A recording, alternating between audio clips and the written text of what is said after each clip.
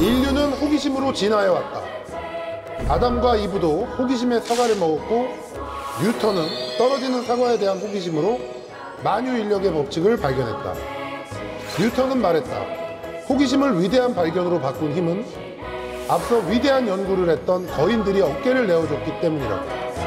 지금 세상은 뉴턴을 뛰어넘은 뉴턴을 원한다. 인문학으로 뉴턴한 지식거인들, 거인의 어깨. 한 가지 주제를 다양한 시선으로 풀어봅니다. 오늘 듣고 내일 써먹는 지식 탐구생활, 거인의 어깨.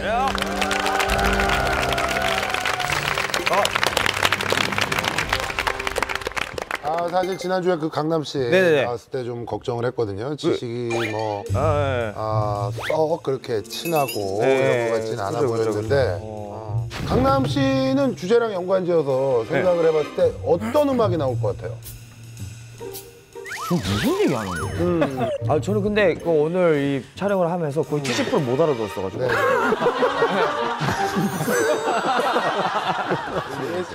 자. 지식거인들께서는 강남씨 좀 수준에 좀 맞춰가지고 저희가 좀 쉽고 누구나 알아들을 수 있는 쉽고 재밌는 그런 강의를 좀 부탁드리겠습니다. 맞습니다. 오늘도 뉴페이스 지식거인이 나오셨습니다.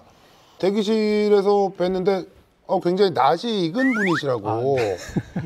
사실 저는 죄송하지만 제가 이 프로를 안 봐서 몰랐습니다. 왜냐하면 제가 하는 프로랑 같은 동시간에 하기 때문에 못 보겠구나. 효린의 민박에서 그 제주도 탐험을 하셨던 우리 문경수 과학탐험대장님. 환영합니다. 대장. 저는 과학탐험가 문경수라고 하고요. 과학을 주제로 세계 여러 곳들을 탐험을 하고 있는. 근데 이거는 개인적으로 좀 궁금했던 건데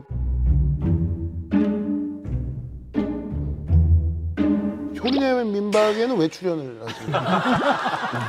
하필 효린의 민박이기도 하지만 일단 그 기저에는 그 제주도가 우리가 알고 있는 것보다 훨씬 더 과학적으로 탐험할 곳들이 많습니다. 그래서 이 기회를 빌어서 좀 제주도를 다시 한번 재해석해보고 싶어서 지원을 해서 지원을 한 겁니다. 선생님 선생님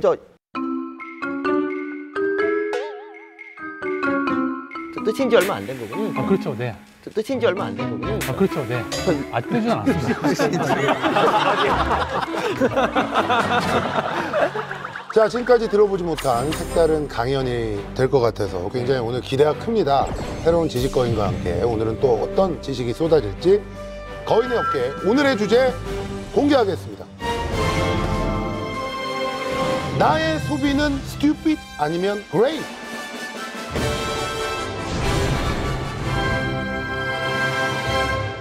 왜 도시인들이 다시 탐험을 하기 시작했는지 공유화석을 발굴하러 15년 전부터 여기 와서 공유 발굴을 하고 있다는 거예요.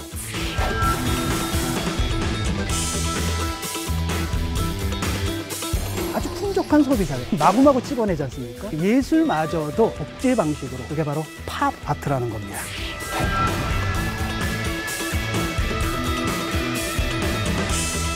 당장 투자해라. 너를 위해서 사용해라. 내 평범한 소비가 누군가를 아프게 하고 있지는 않은지에 대해서 늘 성찰을 해야 되죠.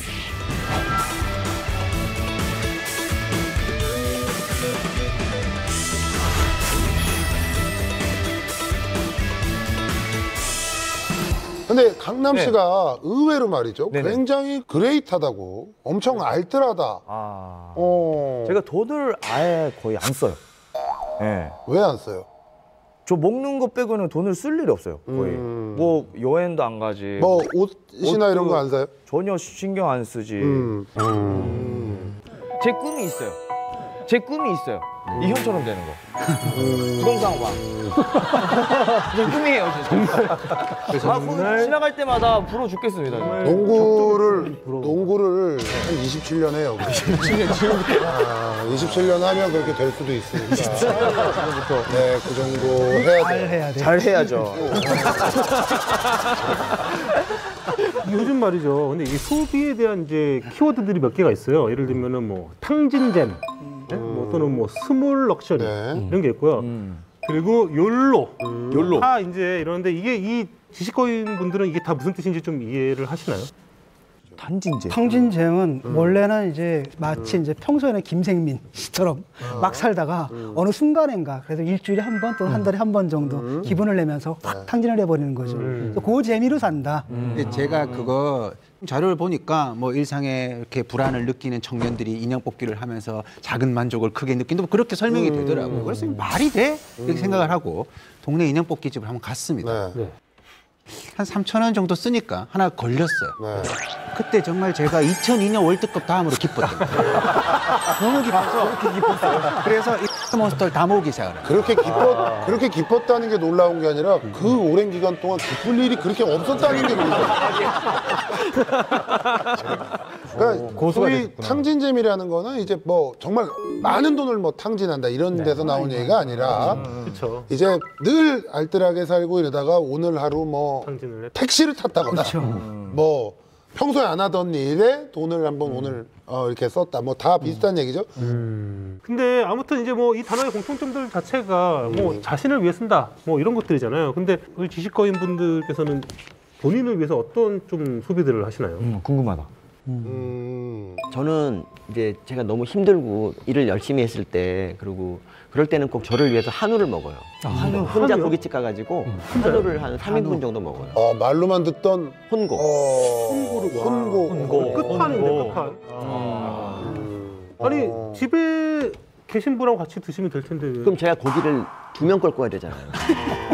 아니 그러면 이왕 그렇게 들으시러 가는 거 사모님하고 같이 좀 가실 생각은 안 해보셨나요? 지금 생각하니까 그렇게 했어야 된다고 생각해요. 자 우리 조 작가님. 저는 사실 그 물건을 사는 걸 굉장히 부담스러워하는 게 야, 저거 다음 이사 갈 때 어떻게 지고 가지? 이 생각이 먼저 나거든요. 완전 노마드주의구나. 그래서 이제 유일하게 이제 돈을 쓰는 게 유럽에서 여행 다닐 때 제가 항상 가지고 다니던 자전거가 있어요. 이 자전거를 계속 업그레이드를 해요. 탈 시간도 없는데 이제. 그래가지고 바퀴를 보면은 바퀴가 좀 낡은 것 같아. 저 바꿔야겠어. 바꿔서 새 걸 끼워놔요. 많다. 네. 영하 12도에도 자전거를 10시간 탈 수 있는 자켓이 나왔다. 그러면은 지금 영하 12도에서 자전거 10시간 탈 일 없는데도 사고. 그래서 그런 쪽으로 자꾸 돈을 쓰게 됩니다. 대략 한 어느 정도 장비 한 어느 정도 그 금액이 되나요? 안 세보려고요. 그러니까 합산을 해보면 우울할 것 같아가지고. 진 교수님께서는? 저 같은 경우는 사실 돈을 잘 안 쓰거든요. 사실 자동차도 없고 운전면허도 없고 술 먹는 걸 그렇게 쏙 좋아하지도 않아요. 그런데 이제 한번 딱 저지른 적이 있어. 그게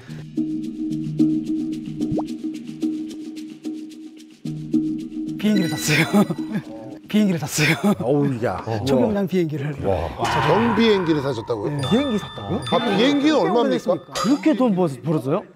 중형차 값이면 아주 좋은 걸 사요. 그래요? 그거밖에 아니에요? 네. 그러면 그거는 아무 때나 어디 가도 갈 수 있어요?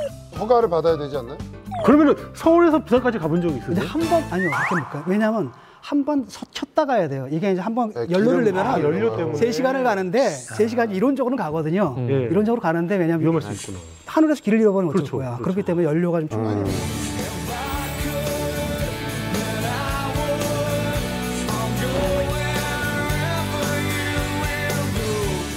우와. 그럼 그 대박. 근데 어렸을 때 김포공항에 살았어요. 그래가지고 늘 그 비행기 뜨는 거, 그다음에 전보 747기가 처음 들어왔을 때 보고 막 황홀해했던 거. 그거에 대해 로망이 있으셨구나. 거기에 로망이 있었죠. 와, 저 꿈이 생겼어요.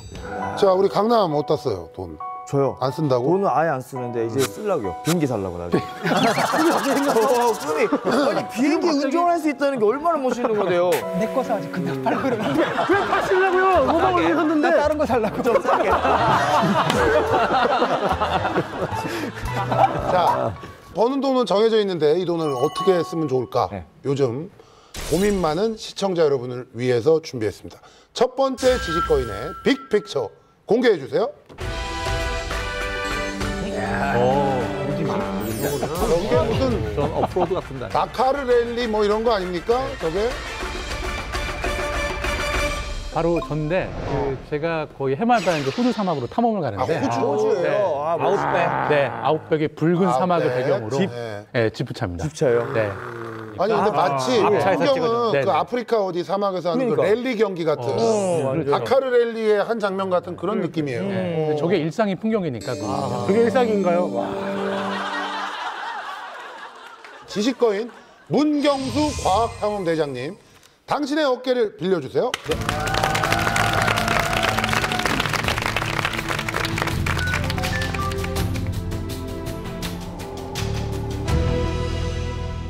자, 여러분 딱 그 슬라이드에 보이는 이 자동차 사진을 보면 어떤 느낌들이 드시나요? 그냥 너무 멋있어요. 가고 멋있죠? 싶어요. 가고 싶죠? 차만 자전거로 바꾸면 제가 꿈꾸는 인생의 그림이에요. 그렇죠. 아마 우리가 이런 풍경을 보거나 아니면 인디아나 존스 같은 영화들을 보면 당장이라도 그 공간 속으로 들어가고 싶은 느낌들이 많이 드는데 사실 또 일상을 살다 보면 그러기가 쉽지 않잖아요. 그죠? 그죠. 예, 현실화하기는 쉽지 않은데 그렇다고 해서 인간이 탐험을 우리가 인디아나 존스처럼 할 수 없는 걸까요?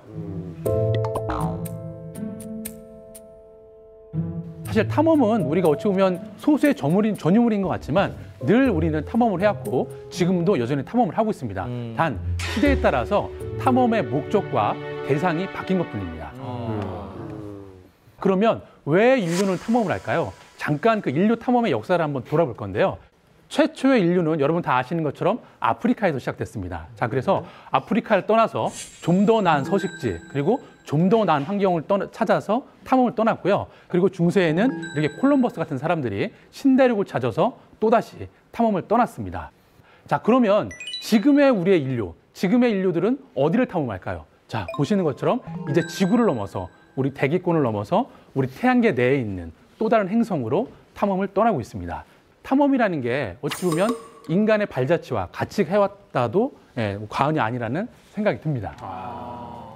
지금 제가 이렇게 과학에 대해서 예찬론자처럼 이렇게 이야기를 하고 있는데 사실 저는 전형적인 과포자였습니다. 아직도 수능시험 당일날 과학시험지를 들고서 한 번으로 찍고서 고개를 숙이고 좌절했던 그날의 참담함을 아직도 잊을 수가 없는데요. 저 같은 경우에는 아주 우연한 기회에 과학에 재미를 붙이게 됐습니다. 처음으로 제가 입사했던 회사에 갔는데 그 회사에서 하던 일이 인공위성에 들어가는 관제 소프트웨어를 만드는 일을 했습니다. 자, 그래서 우리 회사에서 만든 관제 시스템을 탑재한 위성이 우리가 살고 있는 지구를 돌면서 뭔가 신호를 보내고 뭔가 이미지를 보낸다는 생각을 하니까 어느 날 갑자기 아무런 준비가 안 됐는데 우주가 가슴속으로 훅 들어오더라고요. 그때부터 이게 책을 보게 됐고 책을 보다 이해가 안 되니까 야, 그러면 이 현장에 직접 한번 가보자. 그러면 좀 더 이해가 될 거 아니냐라는 생각이 들어서 10년 전에 이 독서모임 회원들이랑 같이 탐험대를 꾸려서 처음으로 호주 탐험을 떠난 겁니다. 호기심으로 시작을 했기 때문에 사실 준비하는 데 많은 어려움들이 있었습니다. 그럼에도 불구하고 돌이켜 생각해보면 내 인생의 최고의 소비는 그 당시에 독서모임 회원들과 팀을 꾸려서 탐험을 떠난 게 아닌가라는 생각을 해봅니다.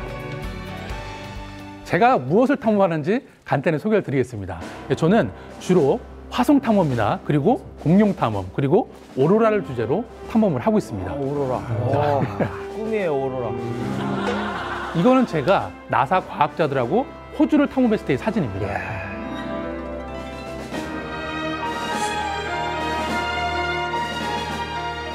보통 호주 하면 어떤 것들이 떠오르시나요? 동쪽을 가지 서호주는 잘 안 가죠. 그렇죠. 네. 뭐 시드니, 멜버른, 오페라 하우스, 뭐 캥거루 이런 것들을 떠올리시는데 코알라. 호주에서 가장 큰 주가 서호주라는 주입니다.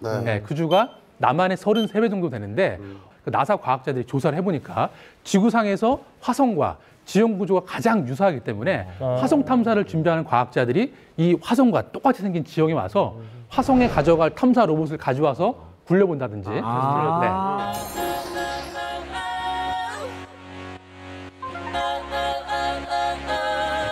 여기는 노스폴이라는 지역입니다. 지구상에서 가장 오래된 생명체 화석이 발견된 현장이기도 하고요. I lost another fight. Lost to myself, but I'll just start again. I keep falling down. I keep on hitting the ground. But I always get up now to see what's next. Birds don't just fly, they fall down and get up. Nobody learns without getting 아무래도 여기가 지형이 화성과 비슷하다 보니까 나사 과학자들이 드론 같은 수천만 원에 호가하는 드론 같은 장비들을 가져와서 이 지역을 막 촬영을 합니다. 화성 지형과 비교하려고. 근데 그 당시에도 이제 한 과학자가 드론을 가지고 왔는데 이 드론으로 촬영을 하다가 갑자기 드론이 떨어져서 박살이 난 거예요. 근데 그 오지에서 이거를 뭐 부품을 사러 갈 수도 없고 그날 밤에 대책 회의가 열린 겁니다. 그러면서 한 과학자가 나오더니 지금 이 드론에서 이렇게 생긴 부품이 하나가 없다. 근데 이걸 우리가 구할 수가 없다. 그러니까 이거랑 모양만 비슷한 뭔가가 있으면 그거를 나한테 가져다 달라. 라고 했는데 정말 어떤 사람 세면벽에서 그게 나왔어요. 그래서 밤새 그거를 뚝딱뚝딱 하더니 다음날 아침에 그걸 고쳐와서 다시 띄우더라고요. 그러니까 우리가 일반적으로 생각을 해보면 뭔가 이런 문제가 발생하면 우리는 흔히 야 이거 책임 누가 져야 돼? 야 큰일 났다. 이거 먼저 막 전화해야 되는 거 아니야? 이렇게 하는데 이 사람들의 그 사고법은 일단 문제가 생기면 그 문제를 먼저 해결하고 결국 우리가 원하는 결과를만 취득을 하면 이게 뭐 부서지든 어쨌든 간 크게 상관없다는 이런 모습을 보인 것 같아서 아 진짜 내가 탐험을 잘했구나 라는 생각을 한 번 더 해봤던 장면이고요. 그게 아마 다양한 그 분야의 사람들이 있으니까 또 그게 가능한 것 같아요. 그렇죠. 맞습니다. 그죠? 단순히 탐험을 간다고 하면 뭐 이렇게 탐험가 혼자 가는 거라고 생각하는데 절대 그렇지 않습니다. 이 탐험이라는 행위 자체가 그 제한된 인원이 제한된 자원을 가지고 뭔가 제한된 기간 안에 뭔가 미션을 끝내야 되기 때문에 그 한 사람 한 사람의 역할이 너무나 중요하고요. 그 사람을 신뢰하지 않으면 절대 탐험을 성공적으로 할 수가 없습니다. 그리고 이거는 또 다른 모습인데 자, 김북 씨 딱 보시기에 이게 뭐 같아 보이시나요?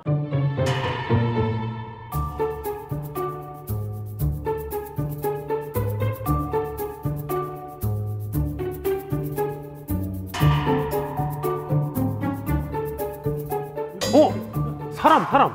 맨 오른쪽 뒤에 사람이 거꾸로 그려져 있는 거 아닌가요? 사람이 거꾸로 그려져 있는 거 아닌가요? 맞습니다. 붉은색 바위에 사람의 모습이 이렇게 음영으로 새겨져 있죠. 이게 바로 호주 원주민은 애보리인들이 새겨놓은 벽화입니다.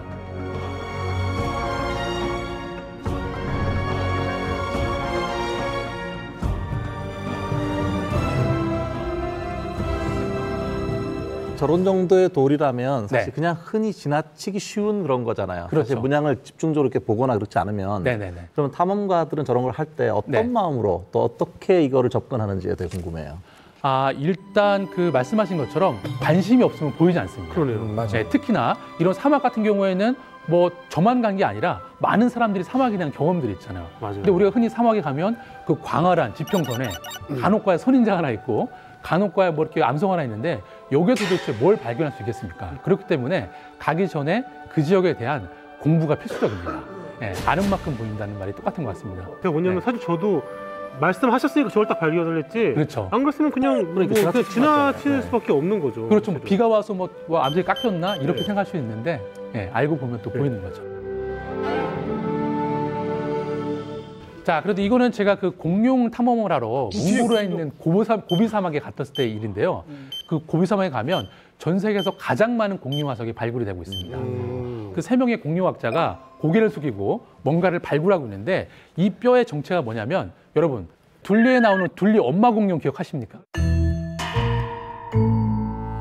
둘리 엄마 공룡 기억하십니까? 네, 웃긴 공룡, 브라키오사우루스 학명까지 정확히 알고 계시는데 바로 브라키오사우루스의 이쪽 뼈입니다. 진짜요? 네.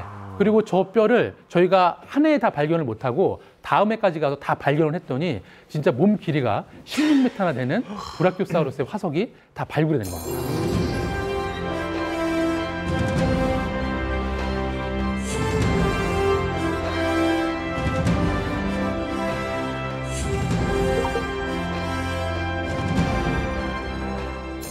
자, 그리고 제가 몽골에 공룡 탐험을 하러 간 게 5년 전이 처음이거든요. 자, 그때 딱 갔는데 제가 깜짝 놀란 게 뭐냐면 이 일본 사람들한테 언제부터 여기로 왔냐고 물어봤더니 15년 전부터 여기로 왔다는 거예요. 네, 이 공룡 화석을 발굴하러 15년 전부터 과학자를 따라서 여기 와서 공룡 발굴을 하고 있다는 거예요. 네, 집에 안 가요? 한 번도?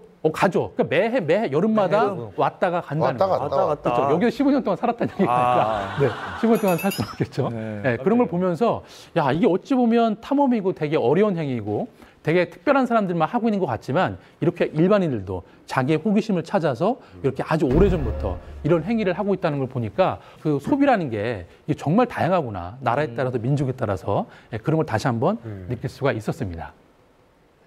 네, 그리고 마지막으로 이거는 제가 알래스카에 갔을 때의 모습인데요. 김북 씨, 뭐 같아 보이시나요? ICBM인가요? 박명성이.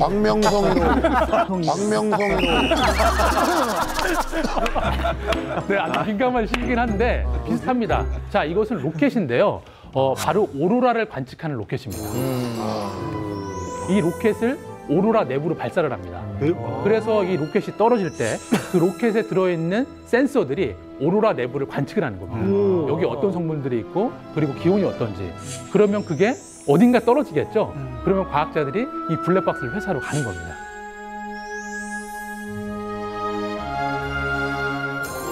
그래서 그거를 발견해서 이제 암호 해독을 하는 거죠. 도대체 오로라가 어떻게 만들어지고 어떤 성분이 있는지.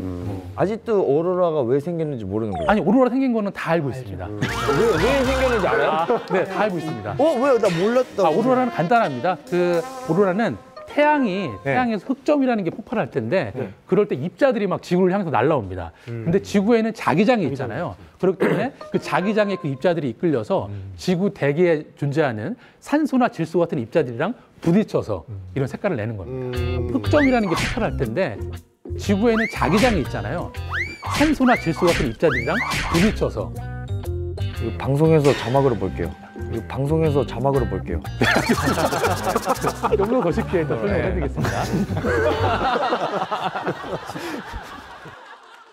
제가 지금까지 되게 탐험의 어떤 아름답고 멋진 모습을 보여드렸는데 사실 탐험의 실체는 이 한 장의 사진이 다 말해줍니다.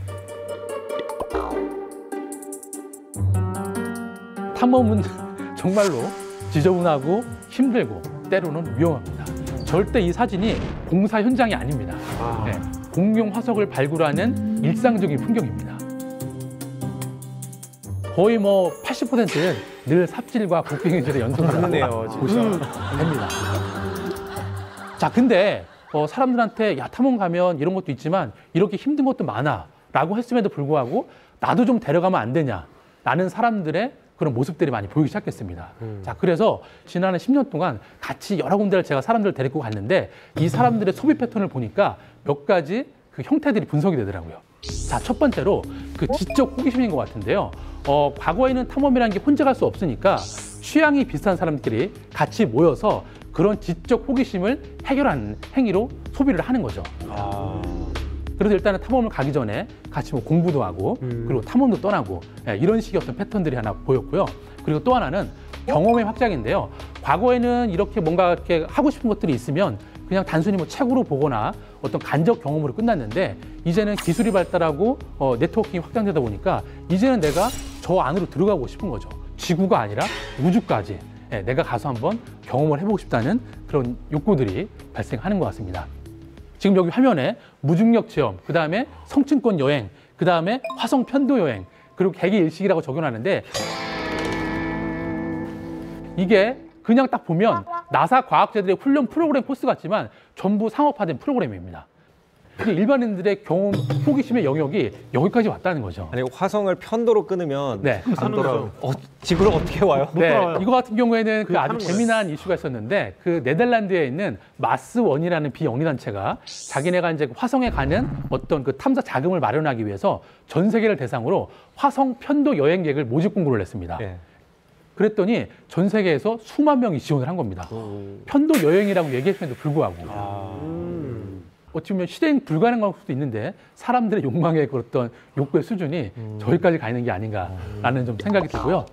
멀지 않아 우리가 화성도 가고 달도 가는 시대가 올 텐데요. 그때도 야, 사람들이 다 가니까 나도 여기로 와라 저기 갈 거야 라고 말하기가 쉽지 않겠죠, 교수님? 말하기가 쉽지 않겠죠, 교수님?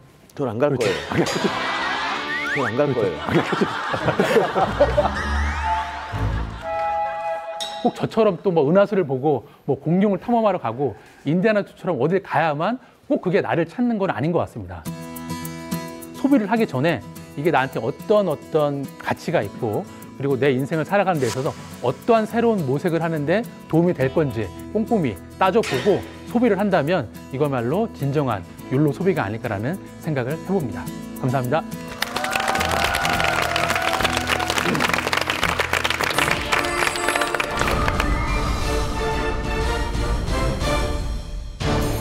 자, 탐험을 하려면 뭐 장비도 있어야 되고 네.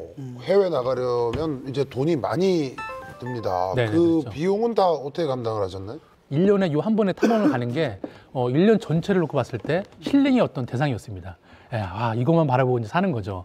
그러다 보니까 탐험을 가서 그 하고 싶은 거는 좋은 기내 서비스가 아니고 그리고 좋은 호텔이 아니라 우리가 알고 싶은 그 호기심의 대상을 보러 가는 거기 때문에 네. 오히려 다른 여행보다 비용이 적게 들었습니다. 유럽 여행 가는 것보다 훨씬 적게. 아니 제가 궁금한 게 있는데 네. 이렇게 맨날 찾잖아요. 네. 몇 년 동안 하셨어요? 많이 오래 하셨잖아요. 제가 탐험 한 10년 정도 했죠. 그 10년 동안에서 네. 제일 뭘 찾았어요? 제가 놀랄게요. 찾은 것 중에 이제 제일 초창기에 찾은 건데 지구에서 가장 오래된 미생물의 화석을 발견했던 적이 있어요. 지구에서 가장 오래된 미생물의 화석을 발견했던 적이 있어요.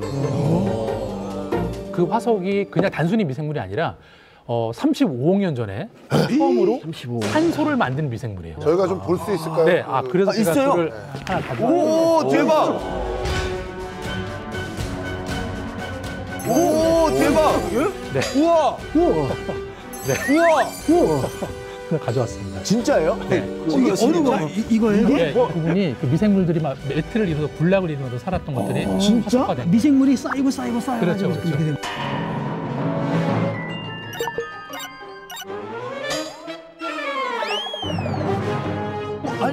아니 까만 게 네, 그냥 아니 이거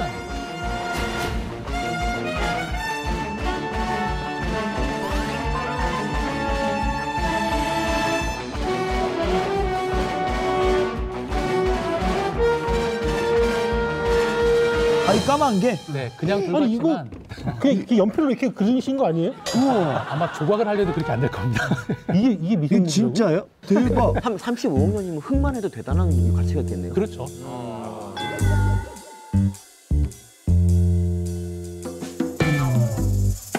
아니 그리고 반짝거려요. 저거 그냥 들고 오면 돼요? 뭐 신고 안 하고? 아니요, 저희는 이제 나사랑 같이 갔을 때 반출 허가증으로. 그래서 큰 화석은 제가 박물관에 기증을 했고, 요거만 제가 소장하고 있는 겁니다.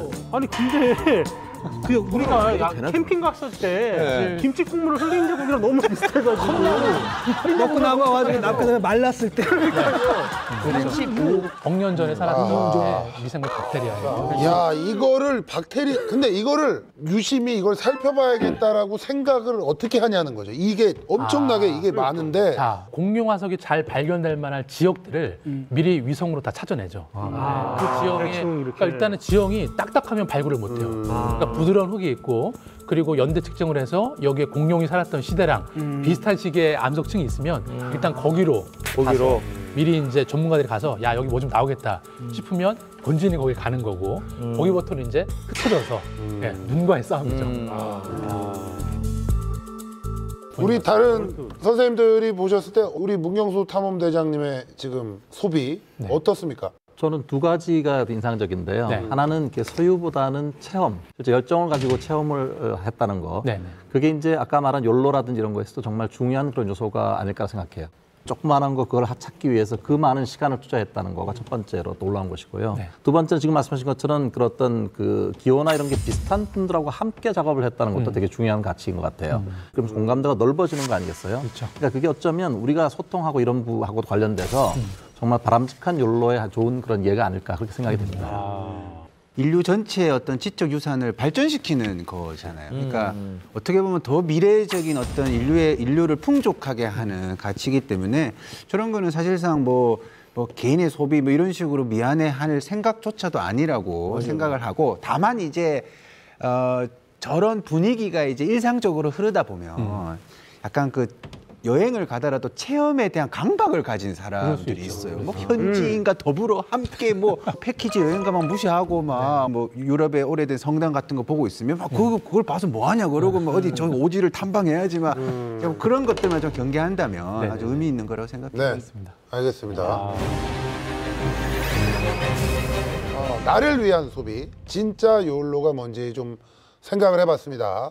다음 강연은 어떤 주제일지 빅픽처 보여주세요.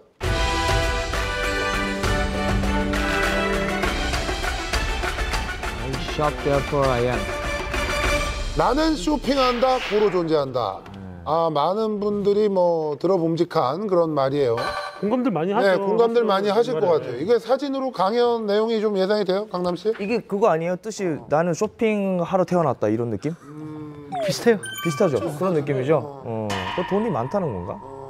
그러니까 약간 좀 뭔가 자본주의라는 거에 대한 이야기를 하실 것 같아요.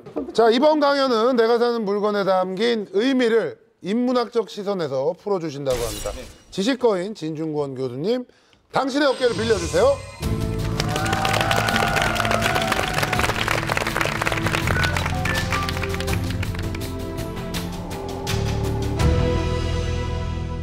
나는 쇼핑한다, 고로 존재한다.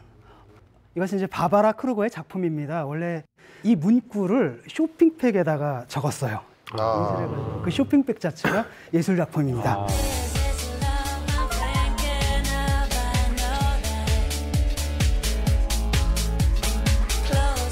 나는 쇼핑한다, 고로 존재한다. 아시겠지만 이건 그 유명한 데카르트의 나는 생각한다, 고로 존재한다는 그 철학적인 명제의 패러디입니다. 사실 이해가 안 되죠. 저는 70년대 뭐라고 배웠냐면 학교에서 우리나라도 열심히 지금 일을 하면은 소비가 미덕인 사회가 된다 그러더라고요. 선진국처럼. 어떻게 소비가 미덕일 수가 있지? 왜냐? 그때는 무조건 아껴 쓰라 그랬거든요. 쌀밥도 먹지 말라 그래야지 보리밥 섞어 먹으라고 했고, 고철 주워오라 그러고, 또 학교 갈 때마다 또 휴지를 가져가야 돼요. 안 가져가면 매 맞습니다. 그때 소비가 미덕인 사회라는 게 도대체 말이 되느냐라고 생각을 했는데, 요즘 우리가 그렇지 않습니까? 나라에서 뭐 특정 일을 갖다가 갑자기 임시 휴일로 만들어가지고 소비를 진작시킨다. 이런 얘기를 하는 걸 보게 되면 우리 사회도 어느 사회인가 소비 사회로 넘어온 것 같습니다. 사실 서구도 처음부터 소비 사회는 아니었거든요. 이렇게 된 게 되게 5, 60년대입니다. 그러니까 45년에 전쟁 딱 끝난 다음에 경제 부흥을 하죠. 그때 아주 부음이 생기거든요. 그때부터 이제 대량 생산 체제가 충분히 전개가 되면서 아침 일어나면 토스트 구워 먹고 진공청소기로 청소하고 세탁기로 돌리고 자동차 몰고 다니고 하는 이른바 American Way of Life, 미국식 생활 방식을 이제 채택하게 되는 거죠. 그런 소비 사회, 아주 풍족한 소비 사회, 그 특징을 반영한 예술이 있습니다. 그게 바로 팝 아트라는 겁니다. 팝 아트. 그래서 원래 그 팝 아트는 우리가 미국이 원조인 걸로 알고 있는데 원래 원조는 브리티시 팝입니다. 영국의 리처드 해밀턴이라는 사람의 작품이 있는데, 오늘날 우리 가정을 이토록 색다르고 매력적으로 만들어주는 것은 무엇인가라는 작품입니다. 뭘 나타낸 건지 한번 맞춰보십시오.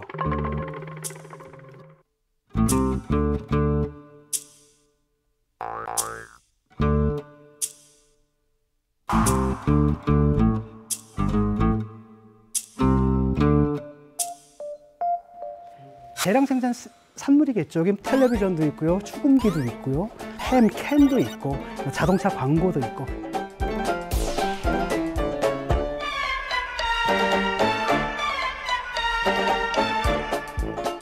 여기서 한 가지 특징이 있죠. 과거의 화가들 그러면 어떻게 작업했습니까? 정밀화 이렇게. 물감을 화판에 바르는 게 작업이었다면 여기서는 사진을 오려붙인 겁니다. 이거 뭘 의미하느냐면 옛날에는 화가들이 육안으로 본 걸 그림으로 그렸잖아요. 이제는 화가의 눈이 아니라 카메라의 눈입니다. 이제는 카메라의 눈이고 카메라로 찍은 사진을 회화가 베끼게 된 거죠. 오히려 거꾸로. 이게 이제 바로 팝아트 시대의 특성이라고 할 수가 있습니다. 근데 팝아티스트 하면 아주 유명한 사람이 있죠. 앤디 워홀이죠. 앤디 워홀이죠.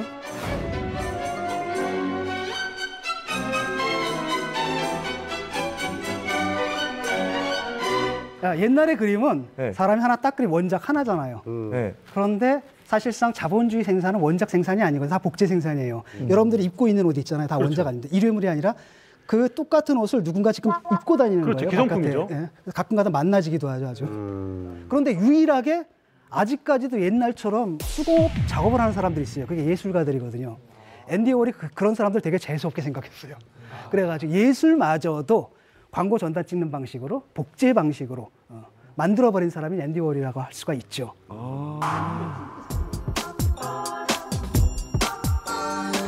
이것도 팝아트예요? 예, 팝아트죠. 이건 이제 이른바 포토리얼리즘이라고 합니다. 이거 작품이에요. 조각 작품입니다.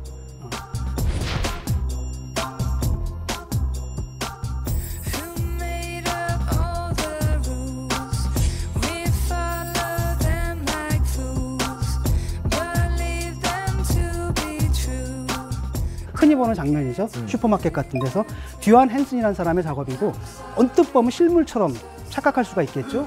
이런 걸 갖다가 아주 정교한 묘사를 하이퍼리얼리즘 또는 포토리얼리즘입니다. 이게 이제 옛날 부자들이 아닙니다. 일반 평범한 시민들이에요. 서민들입니다. 이 사람들이 지금 굉장히 풍부하게 물건을 사용하고 있죠. 이게 바로 소비 사회입니다. 과거에는 물건이 굉장히 귀했는데 이제는 대량 생산되다 보니까 웬만한 사람들은 다 슈퍼마켓 나올 때 카트에다 물건 잔뜩 채워가지고 나올 수 있게 된 거죠. 이건 뭐냐? 여행객입니다. 아까 우리 앞에 그 강의랑도 연관이 될 텐데 앞에 강의는 상당히 고급스러운 여행이잖아요. 이건 바로 뭐냐? 패키지예요. 오늘날 여행도 상품이 됩니다. 대량 생산. 그러니까 여러분들이 딱 가시면 내가 나만의 할 수 있는 체험을 하는 게 아니라 남이 본 걸 보는 거고요. 남이 듣는 걸 듣는 거고 여러분들이 사진을 찍으면 이미 누군가가 그 사진들을 다 자기 블로그나 SNS에 다 올려놔 있습니다. 저 심지어 표정도 본인이 찾아서 알고 하는 표정이 아니라 들으면서 하는 표정이 약간 맞아. 있어요. 관광 가이드가 그죠? 관광 가이드가 설명할 때 그래? 이렇게 목 빼고 보고 있는 약간 그런 표정이에요. 그런 표정이 있어요. 그것도 패키지이기 때문에 싸기 때문에 수많은 사람들이 여행을 할 수가 있는 겁니다. 맞아요. 네. 자, 다시 한번 얘기하지만 일단은 소비사회 대량 생산을 통해 가지고 물질적으로는 풍요해졌습니다. 우리가 더 이상 빈곤하지 않아요. 두 번째는 사람들이 다 평등해졌습니다. 아시죠? 그 앤디 워홀이 뭐라 그랬냐면 미국의 좋은 점은 나랑 대통령이랑 똑같은 코카콜라를 마신다는 점이다. 맞네요. 그런데 이게 완전한 평등주의냐? 그렇지가 않습니다. 이 소비자본주의가 되면은 아주 색다른 과거의 경제학으로는 설명할 수 없는 새로운 현상들이 등장하기 시작합니다. 한번 보십시오. 이게 우리가 알고 있는 경제학입니다. 예. 물건값이 오르면 뭐예요? 많이 사요? 적게 사요? 적게 삽니다. 적게 사죠. 물건값이 떨어지면 많이 사죠. 많이 사는 거잖아요. 그런데 소비자본주의 사회가 되면은 이때부터 이상한 일들이 벌어집니다. 적어도 어떤 물건들은 싸면 쌀수록 잘 팔리는 게 아니라 싸면 쌀수록 안 팔리고 비싸면 비쌀수록 잘 팔려요. 그렇죠. 예를 들어 강남 같은 데서 네? 강남 지역 강남 지역. 강남 같은 데서 명품 백을 500만 원에 내놓으면 안 팔린대잖아요. 근데 같은 백을 갖다 2천만 원에 내놓으면 불티난 듯이 팔린대요. 500만 원에 내놓으면요 카드 긁어서 사요. 걔네들 또 최소한 한 그들 연봉 정도 한 2천만 원 정도 때려줘야지 감히 못 사는 거죠. 그렇게 되면 그 가방을 누가 들고 다닐 수 있어요? 나만 들고 다닐 수 있다라는 거죠. 그러니까 그 사람들의 중요한 건 물건이 얼마나 좋으냐 나쁘냐 이런 게 아니라 뭐예요? 그걸 통해 가지고 자기의 신분을 과시하는 거죠. 그래서 이걸 갖다 경제학적으로 보게 되면 베블렌 효과라고 합니다. 톨스타인 베블렌이라는 사람이 100년 전에 미국의 상류층의 소비 행태를 보니까 뭔가 좀 이상하다라는 겁니다. 이 사람들은 비싸면 비쌀수록 더 잘 팔리는 거예요.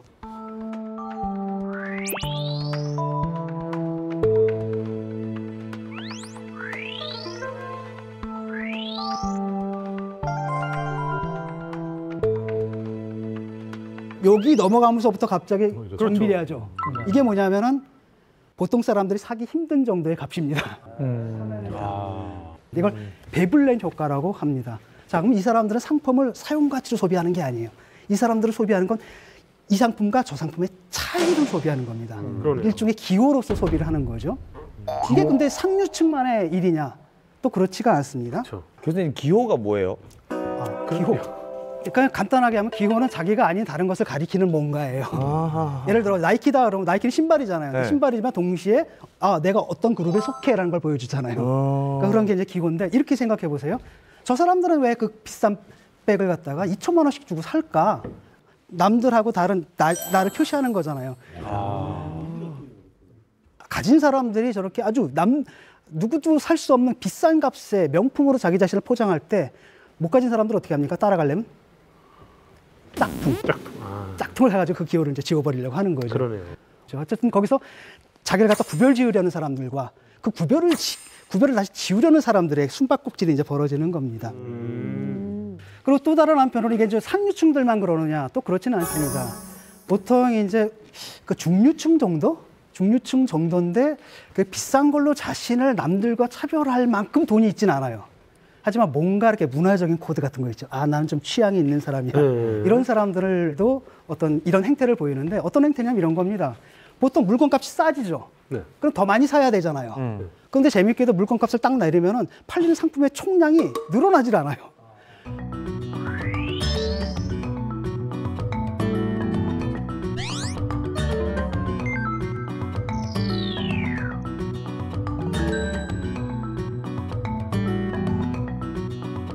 모든 사람들이 더 싸니까 더 많이 사는 게 아니라 그중에 속물이 있어요. 저 같은 속물들. 아, 나는 남들과 뭔가 달라야 돼. 그래서 막 내가 평소에 잘 먹던 건데 남들이 다 먹으니까 아, 죄송해요. 나 안 먹어. 힙스터. 이런 거라는 거죠. 예를 들어 저도 제가 자동차가 없잖아요. 약간 그래요. 남들 다 타니까 아유. 그다음에 남들 막 골프 다 치잖아요. 그러니까 남들 다 치니까 아, 그 정말 뭘 취향에 그걸 왜 쳐. 되게 공감된다 이거 근데. 이런 걸 갖다 속물 효과라고 합니다. 이것도 이제 경제학의 원리에 벗어나는 거죠. 왜냐? 가격이 떨어지면 수요가 늘어나야 되는데 이른바 속물들이 있기 때문에 총수요가 늘어나질 않는 거예요. 그 다음에 그럼 하층민들은 어떠느냐? 보통 이제 경제적으로 밑에 있는 그 경우에는 이제 밴드웨건 현상이라는 게 있습니다. 밴드웨건 현상은 뭐냐면 알죠? 밴드웨건이 뭐냐? 퍼레이드 할 때 북치고 장구치고 하는 차 있잖아요. 사람들이 다 따라가죠. 그래서 원래는 뭡니까? 사람들이 물건을 사서 값이 오르면은 안 사야 되잖아요. 오르는데도 더 많은 사람이 사는 거예요. 왜? 남들이 다 사니까 따라 사는 겁니다. 근데 이런 걸 보게 되면 과거는 굉장히 달라졌다는 걸 알 수 있는데 이 세 가지의 특성을 한번 바라보죠. 어떤 공통점이 있습니다. 어떤 공통점이냐? 우리는 소비다라는 걸 항상 물건과 나 사이의 관계로 생각을 하잖아요. 내가 물건을 소비한다. 실제로 그렇지 않다는 겁니다. 내가 소비를 할 때는 누굴 보는 거예요? 남들을 보는 거죠. 남들이 못 사게. 그쵸. 또는 남들과 다르게 소비하거나 아니면은 반대로 남들과 똑같이 해야 되는 이런 거라는 거죠.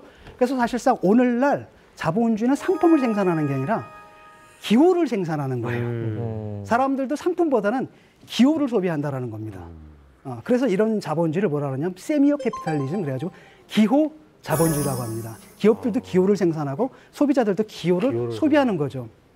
그러니까 또 다른 현상이 재밌는 게 등장하는데 그건 바로 뭐냐면은 기호니까 취향을 드러내야 되는 거잖아요. 그러다 보니까 이게 예술화가 돼요. 그래서 미학적 자본주의로 넘어가는데 옛날에 자동차를 만든다라고 하면 자동차라는 게 A라는 지점부터 B라는 지점까지 얼마나 빨리, 얼마나 효율적으로, 얼마나 편하게 데려다 주느냐 그거였잖아요. 그걸로만 평가했죠. 요즘 그게 아니라 5가지 감각이 다 들어옵니다. 차 타고 몰 때 차창 밖으로 펼쳐지는 장면이 있잖아요. 시각적인 체험입니다. 두 번째, 청각 디자인. 카 오디오라고 그러잖아요. 옛날엔 그 카세트 테이프 해가지고 메들리송이라 들었는데 요즘 딱 보니까 그게 아니라 그냥 아예 거실에 그걸 그냥 갖고 오더라고요. 거실을 옮겨놓은 듯한 그런 체험을 전달해야 되고 미각은 저 미니 냉장고라든지 그쵸. 촉각은 딱 핸들 잡았을 때 이른바 그립감과 착석감들. 그래서 총체적인 체험을 전달하는데 재밌게도 뭐냐 이렇게 체험을 전달하는 게 과거에 누가 했느냐 기업이 아니라 예술가가 했었어요. 그렇죠. 맞아요. 자, 아까 여행도 마찬가지입니다. 여행도 바로 그거예요. 맞아요. 좀 전에 그런 체험하는 사람들은 이런 패키지 여행 같은 거 안 하려고 합니다.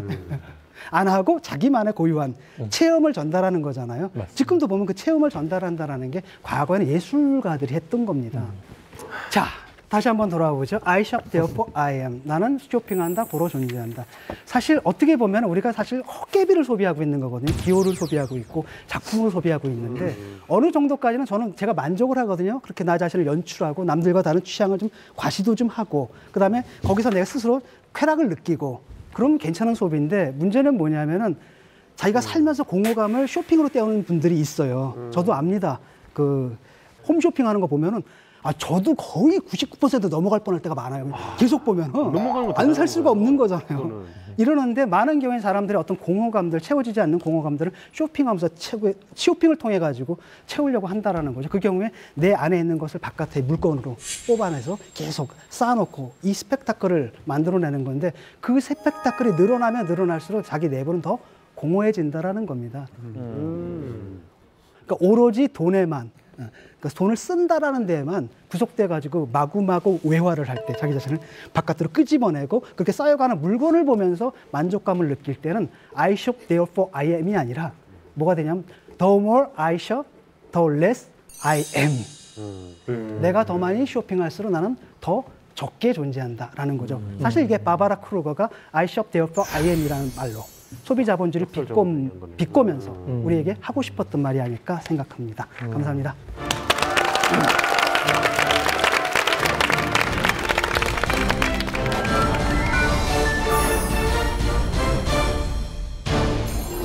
인간은 왜 이렇게 물건 사는 걸 좋아하는 걸까요? 사실 그 기본적인 욕구에 관한 그 심리학 이론은 지금까지 어떻냐 하면은 그 가장 기본적인 욕구로 기갈성 이렇게 얘기를 했어요. 그러니까 뭐 배고픔이라든지 갈증 그리고 이제 성에 관련된 욕구가 가장 바탕에 있고 그 바로 위에는 인간이 자기가 안전해야 된다는 욕구가 있고 그 다음에는 이제 조금 더 사회적으로 소속감을 느끼고 그런데 제 생각에는 아마 그 저 이론을 조금 바꿔야 될 것 같아요.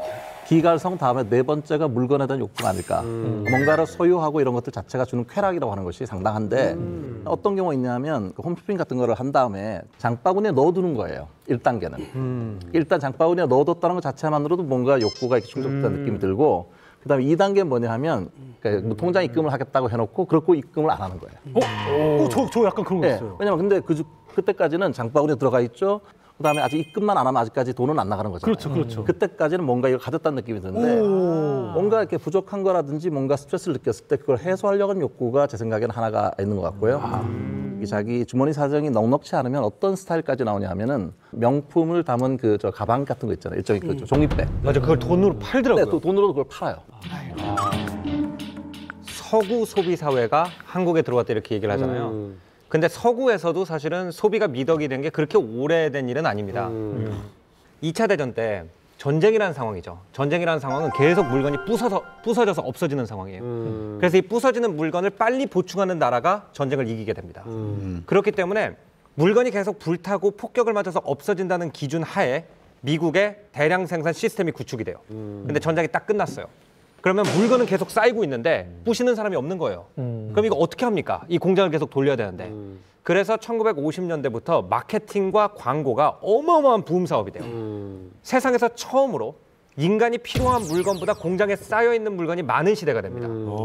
그러면서 사람들한테 자, 네가 멀쩡한 물건 가지고 있는 거 우리도 아는데 그거 촌스러운 거야. 그거 버리고 새 거 사. 이런 식으로 하지 않으면은 이 공장들이 다 문을 닫아야 되는 상황이 돼가지고 2차 대전 이후로 갑자기 미국에서 소비 사회가 엄청나게 붐을 일으켜요. 근데 그것이 이제 다른 나라들의 선망의 대상이 되거든요. 그 정도로 그 미국이 2차 대전 때 공장에서 찍어낸 물건들이 이제 전 세계 소비의 기준이 되기 시작합니다. 원래 이제 공황 때는 1930년대 공황 때는 어떤 일이 벌어졌냐면 대량 생산을 했잖아요. 근데 문제는 노동자들이 가난해가지고 사줄 사람이 없는 거예요. 그래서 결국은 어떤 일이냐면 과소소비이기 때문에 생산된 물건들을 갖다 태평양 바다에 갖다 버리는 일이 생겼는데 그러니까 포드가 머리를 참 잘 굴린 게 뭐냐면 자동차 대량 생산하면 뭐합니까? 팔려야지. 근데 살 사람이 있어야 되잖아요. 그래서 뭐라 하냐면 노동자들이 살 수 있게 하겠다.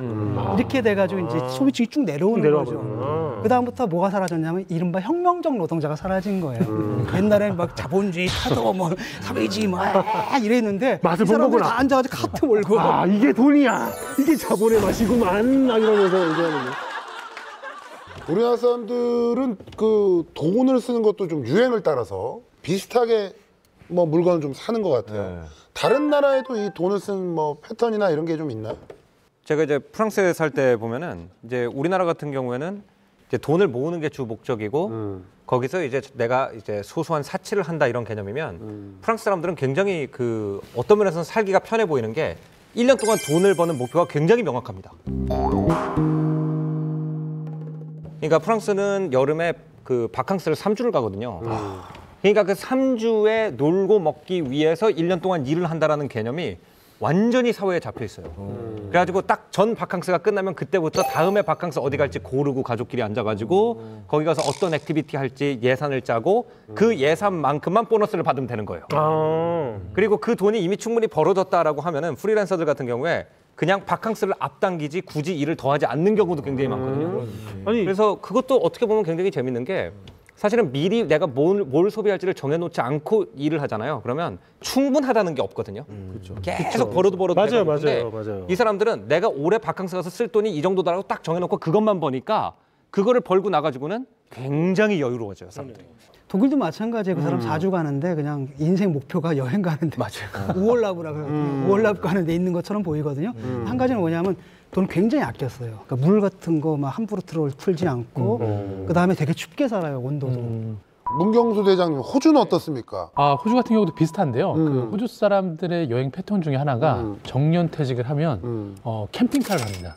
근데 그 캠핑카가 우리처럼 그냥 휴가를 떠나기 위한 캠핑카가 아니라 자기가 살던 집을 팔아서 바퀴 달린 집을 마련을 해서 전국을 돌아다니는 게 그냥 부럽다. 그건 진짜 부럽다. 그래서 멋있다. 어느 캠핑장을 가든 간에 그 캠퍼밴을 몰고 있는 어떤 그 중년의 부부들의 모습을 너무나 자유롭게 볼 수가 있죠. 일본 어떻습니까? 일본 너무 똑같지 않아요, 한국이랑?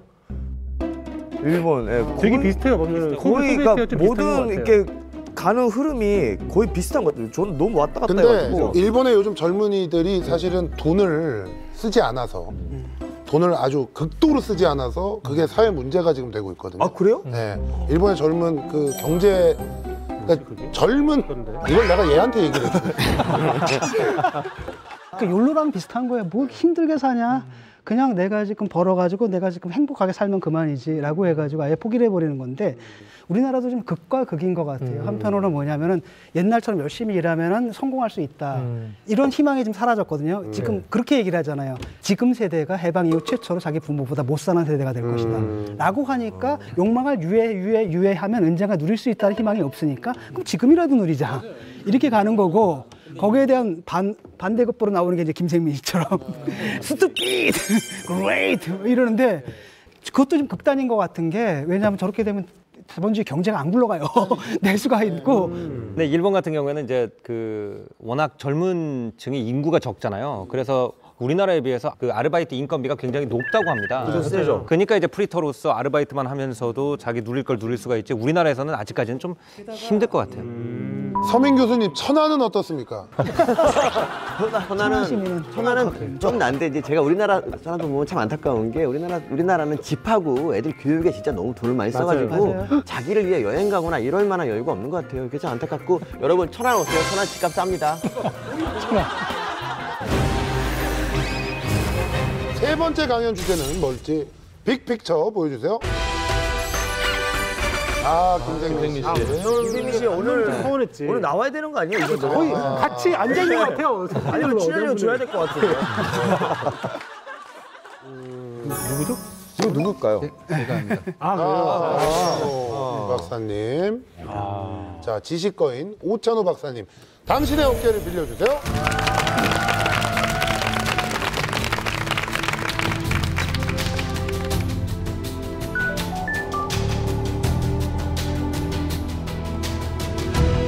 네, 안녕하십니까. 자, 우리가 사는 세상이 한결같이 썩었다고 주장하는 불평불만 투덜이 사회학자 오찬호입니다. 불평불만 투덜이 사회학자 오찬호입니다. 자, 우리 소비에 대한 공부 열풍이 강합니다. 영수증을 보고 막 남의 영수증을 보고 막 stupid, great 이런 말들을 하고 있습니다. 물론 이제 이 김생민식 소비가 절약을 하는 일종의 공부라고 생각을 합니다. 하지만 저는 오늘 이러한 어떤 이제 절약식 소비가 아니라 우리가 진짜로 우리 사회를 위해서 어떤 소비를 하는 것이 그레이트한 소비인지에 대해서 제 의견을 한번 말씀드려 보고자 합니다. 많은 사람들이 내 필요에 의해서 물건을 산다라고 주장은 하는데 그게 진짜 자기가 주체적으로 생각한 그 필요냐? 정말 자기가 이거 없으면 안 되고 정말 순수한 의지에서 그 결정이 났느냐라는 질문을 한번 던져봐야 됩니다. 예를 들어서 이제 이런 사진들이 가끔 올라옵니다. 이게 이제 주로 어떤 거냐면 이러면서 머리 찍어야 돼 이거. 멘트가 재밌어요. 오늘 정말 길 더럽게 막혀 막 이런 멘트예요. 그러니까 길이 막히는데 왜 자기 자동차에서 여기서 중요한 거는 핸들의 로고.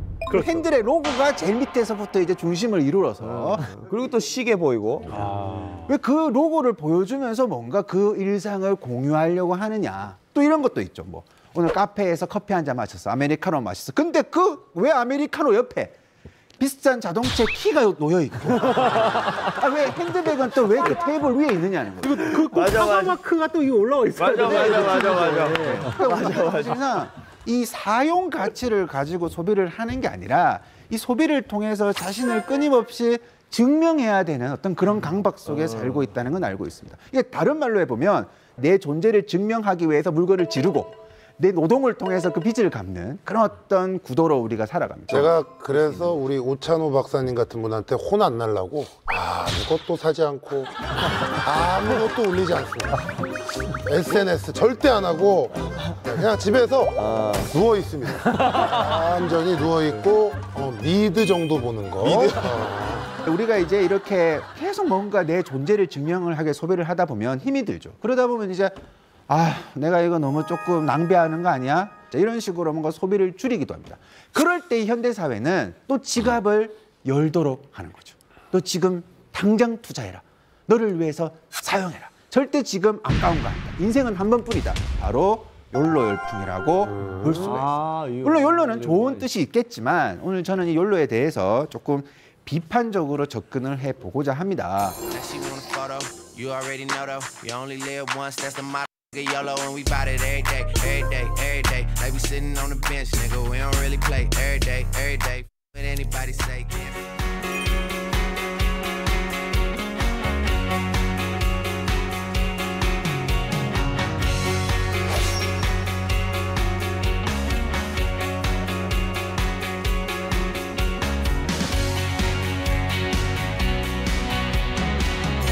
욜로는 사실상 그 이미지가 자유, 개성, 뭐 구태의연한 사고방식에 내가 종속되지 않겠다. 그런 식으로 이제 많은 이미지가 덩달아 소개가 됩니다. 자, 오케이, 좋아요.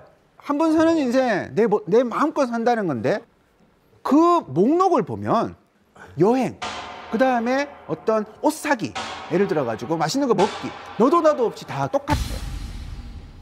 제가 여러분들 여기 작가님들 많이 계시는데 출판사에서 제일 난감해하는 업무 중에 하나가 혹시 뭔지 아세요? 원고 투고가 오잖아요. 근데 그 원고 투고가 다 청년들의 여행기예요. 너무 많은 거예요. 그 여행기를 보고 있으면 너무 천편일률적이라는 거죠. 어느 날 무료한 삶을 살다가 갑자기 나는 세상의 부름을 받고 와서 뭐 어디 가서 고물 한 마리 잡았느니 뭐 원주민하고 같이 뭐 연어를 떠먹었니 뭐. 맞아. 대부분 그런 거 진짜 많어. 진짜 많아. 다 그 내용이 다 그 내용. 이게 뭐냐면 어떤 이 욜로라는 것이 그냥 내가 즐기는 게 아니라 욜로를 하지 못하면 굉장히 자신이 뭔가 이렇게 현대인의 좀 개성 있는 사람이 아닌 듯한 느낌, 추진력이 없는 듯한 느낌, 적극적으로 사회생활을 못하는 듯한 느낌, 그런 식으로 포장되기 때문에 많은 사람들이 요즘 특히 청년들은 내 해외여행 한번 갔다 와야 되는 거 아니야? 나는 집에서 멍 때리게 하는 거 제일 좋아하는데 그건 스토리가 안 나와요.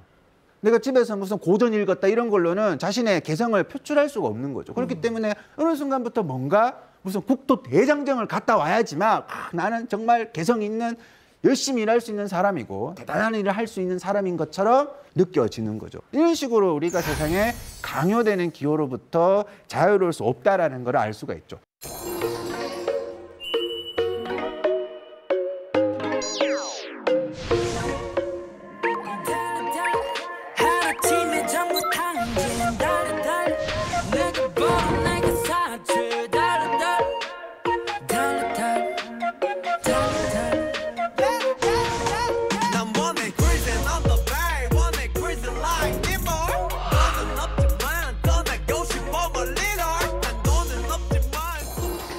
그런 식의 어떤 이미지의 강요가 어떤 식으로 이루어지는지에 대해서 한번 우리가 살펴볼 필요가 있습니다. 지금 보고 계시는 이 그림은 1900년대 초에 미국이 아주 이제 인종차별에 대한 개념도 없을 때 미국의 비누 회사가 광고를 했던 모습입니다. 흑인이 비누로 이렇게 씻으면 백인처럼 깨끗해진다라고 이렇게 선전을 했었습니다. 아 정말 나빴다 진짜. 최근에도 한 화장품 회사에서 똑같은 이 버전으로 이 트위터에 그 광고를 했다가 한번 논란이 된 적이 있고, 그러면 이 문화가 과연 뭐 우리와 상관없느냐? 우리 사실상 뭐 백옥 피부, 뭐 어떤 연예인이 얼굴 하얗냐, 미백에 대한 굉장한 강박관념, 하얀 거에 대한 굉장한 신화, 신격화된 그런 이미지들을 갖고 있다라는 것을 우리가 볼 수가 있습니다. 자, 그러면 우리가 과연 주체적인 소비를 이런 광고에 구애받지 않고 나는 내대로 살 거야, 평균적으로 과연 그것이 가능한지에 대해서 한번 여쭤보고 싶어요. 자, 뭐 면접장에서 있는 이 청년들의 뒷모습을 담은 사진인데, 이 면접을 볼 때 정해진 복장이 있습니다. 그러니까 그 단정함을 기호라는 것을 자기가 소비하기 위해서는 아무거나 소비해서는 안 되고 반드시 이 사회가 규정한 어떠한 유사한 패턴의 옷을 입어야 됩니다. 예를 들어서 어디에서 머리를 컷을 했는데 땡땡 전제에 더 많이 합격했더라, 그런 것이 다 공유가 됩니다. 사진은 이미 예전부터 그렇게 찍었고요. 중공업 계열에 어울리는 증명사진을 찍는 데와 서비스업이 어울리는 증명사진을 찍는 데는 다르고요. 진짜입니까 이게? 그럼요. 아, 그건 진짜예요. 진짜 장난 아니에요. 중공업에 어울리는 스타일은 어떤 스타일? 앞을 보고 우직한 인상을 앞을 보고 우직하게. 서비스업은 약간 돌렸지만 도도하지만 그래도 건방지지 않는. 도도하지만 건방지지. 어렵다. 다 모델이야. 이게 진짜 그럴까? 이 소비라는 것도 굉장히 보면 그 사회가 어떤 것을 강요하느냐에 따라 가지고 내 영수증이 그렇게 만들어질 수밖에 없다라는 것을 우리가 한번 이해를 해봤으면 좋겠습니다.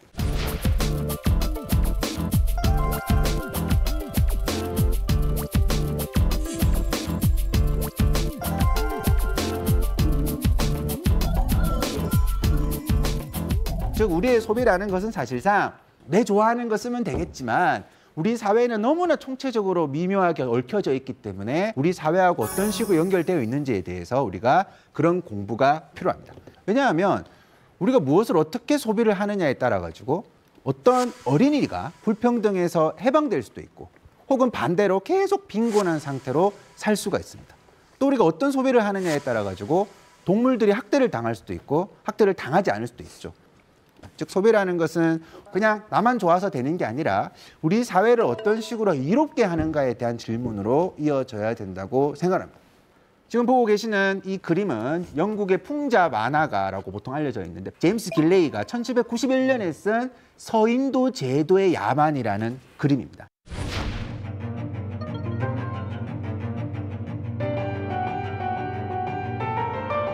아프리카 대륙에서 끌려간 흑인 노예들이 커피도 만들고 사탕수수 재배를 하고 뭐 모카시도 따고 굉장히 비윤리적 노동으로 많은 상품들이 유럽에 수출이 되었습니다.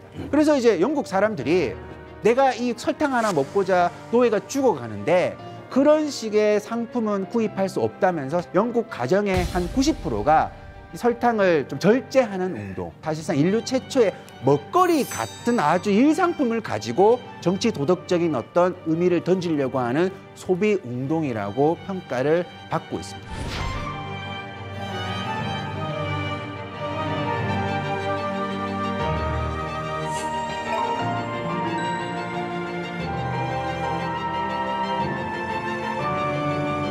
내가 소비를 할 때 단지 돈 계산만 하는 게 아니라 뭔가 사회적으로 의미 있는 그런 쪽으로 투자를 하자. 이런 소비를 착한 소비, 윤리적 소비라고 보통 표현을 합니다. 자, 그러면 착한 소비에 대해서 한번 이야기를 해보고자 합니다. 칵테일 새우에 관한 그림을 가지고 왔습니다. 한 번쯤 이제 월급 받은 날, 내가 열심히 일했는데 나를 위해서 새우 하나 못 찔러?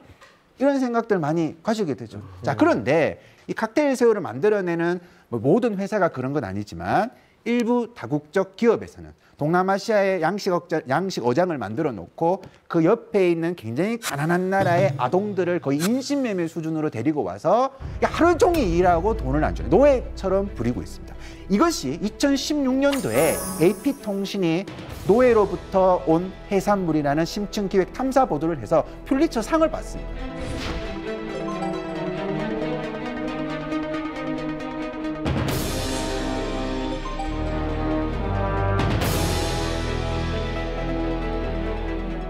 이윤, 효율성, 그 어떤 단어 속에 사실상 누군가의 삶은 굉장히 엉망진창으로 되어 있었다라는 것이죠.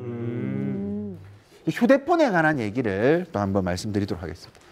이 스마트폰에는 사실상 그 탄탈륨이라는 물질이 들어갑니다. 그게 뭐냐면 이제 부식도 되지 않고 열 전도율이 굉장히 우수해서 우리 굉장히 여러 전자제품에 사용이 되는데 이게 콜탄이라는 것을 정연해서 만들어내거든요.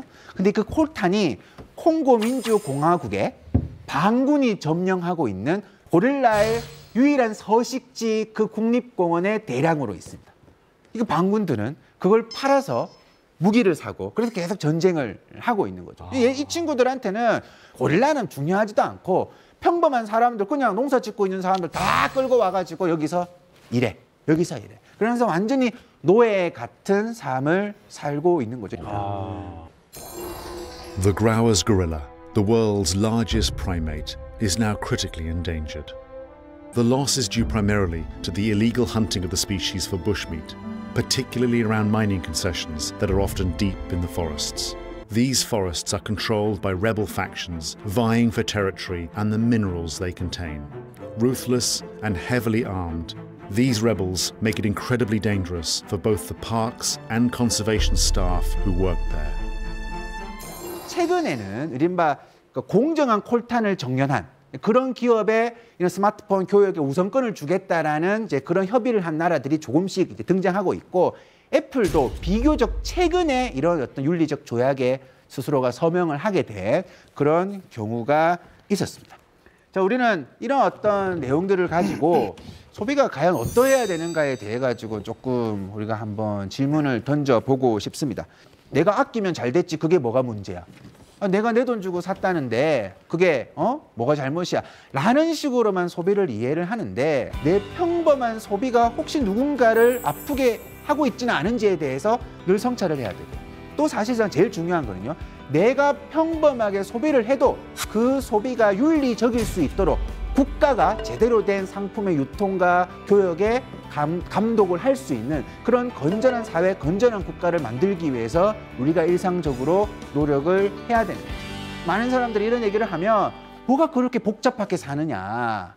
한 번 사는 인생인데 좀 즐기면서 살지라고 말씀들을 하시지만 저는 우리가 딱 한 번만 살기 때문에 이 인류의 불평등에 대해서 이 소비에 대해서 한번 굉장히 진중하게 고민을 해봐야 된다고 생각합니다. 고맙습니다.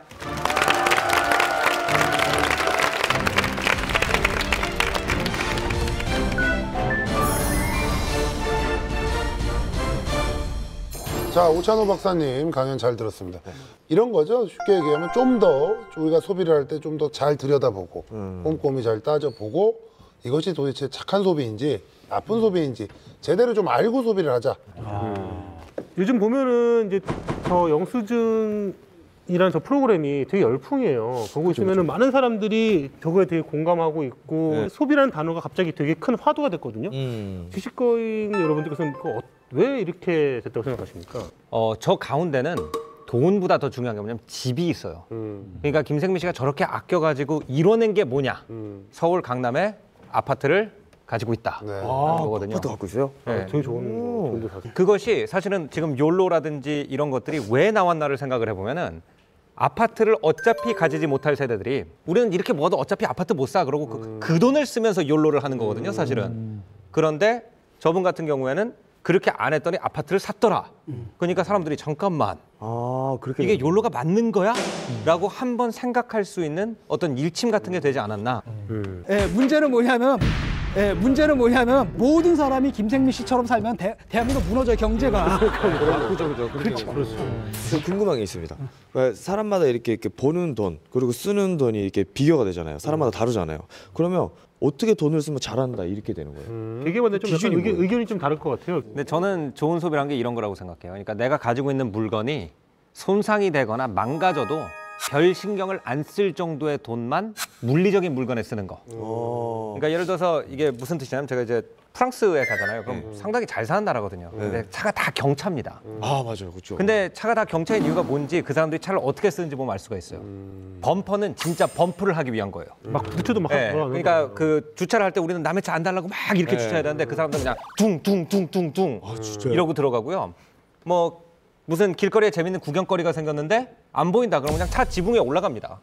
그 얘기는 뭐냐면은 자기한테 부담 안 되는 정도의 차를 가지고 있기 때문에 자기가 정말 막 써도 되는 물건인데 우리가 무리를 하거나 할부를 해가지고 물건을 사게 되면은 그 물건이 나를 지배하게 돼요. 맞아요. 그 물건이 긁힐까 망가질까 겁을 내게 되기 때문에 저는 오히려 물건을 살 거면 남의 시선이 중요한 게 아니라 내가 그 물건을 막 굴려도 될 정도의 물건?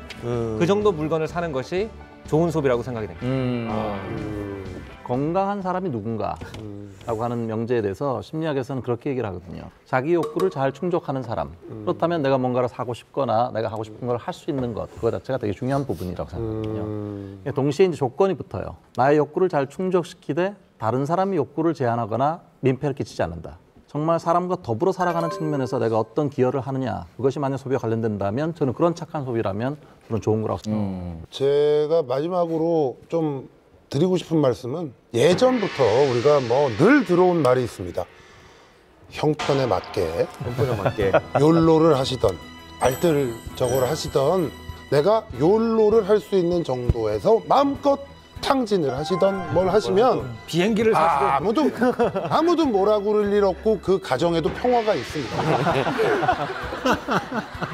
그럼 이제 강남 씨. 네. 자, 오늘 이제 또 지식거인 강연 중에서 가장 와닿았던 강연. 맞습니다. 그분께 이제 거인의 어깨를.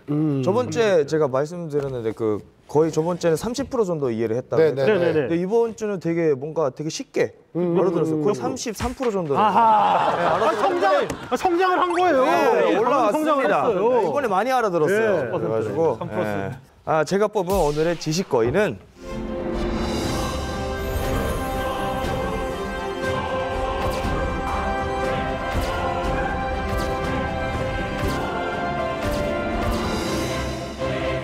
지식거인은 어디가?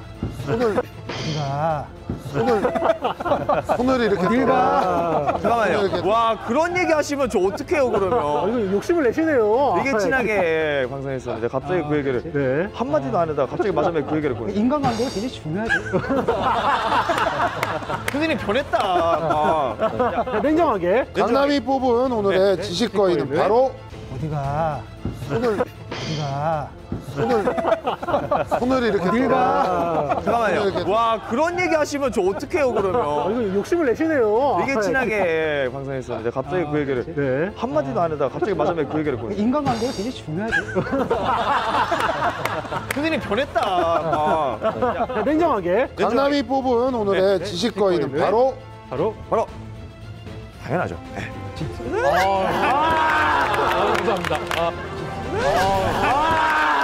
감사합니다. 감사합니다.